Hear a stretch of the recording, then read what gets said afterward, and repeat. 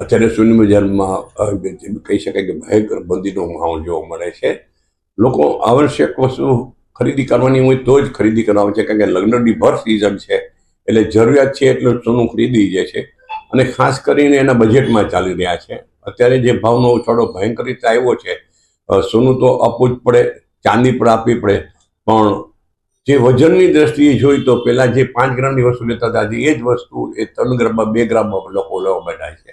અને આ બધા પાછળનું કારણ એક જ છે, આ જે ભાવ વધારો જે થઈ રહ્યો છે આંતરરાષ્ટ્રીય લેવલે, એ આંતરરાષ્ટ્રીય લેવલનો છે. કારણ કે અમેરિકન ફેડ દરો છે એ બેંકોના એ હજી સ્થિર એમનો રાખેલા આવેલા છે. ક્રિપ્ટોકરન્સીમાં લોકો આજે સોના તરફ વળ્યા છે. વર્લ્ડની સેન્ટ્રલ બેંકો છે, એ સેન્ટ્રલ બેંકો પણ હવે સોનાની ખરીદી પર ચડવા લાગ્યા છે. એટલે આ બધી પરિસ્થિતિમાં ભાવ દિવસે ને દિવસે કૂદકે ને ભૂસકે વધતો જાય છે અને કારીગરોની સ્થિતિ અતિ દારૂણ છે, ખૂબ ખરાબ છે. કારીગરોને સોનાનું કામ મળતું નથી. જે કામ મળે છે એ તો જૂનું સોનું દઈને જે લોકો કામ કરાવે છે એનું જ કામ ચાલે છે, બાકી મોટાભાગના કારીગરો અત્યારે સાવ ફ્રી છે.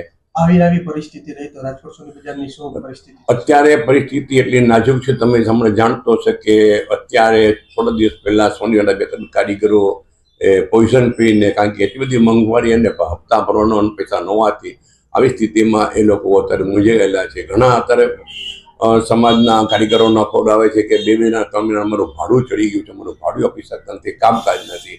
એટલે આ સ્થિતિ દિવસે દિવસે બહુ દારૂણ થતી જાય છે. અને શું થશે એક વિસ્ફોટ એ નક્કી થતું નથી. આમાં તો આંતરરાષ્ટ્રીય લેવલે બધી જ સરકારો, બધા દેશોએ આની પર આ ભાવને સ્થિર કરવા માટે કંઈક પગલાં લેવા જોઈએ એવી અમારી રજૂઆતો છે.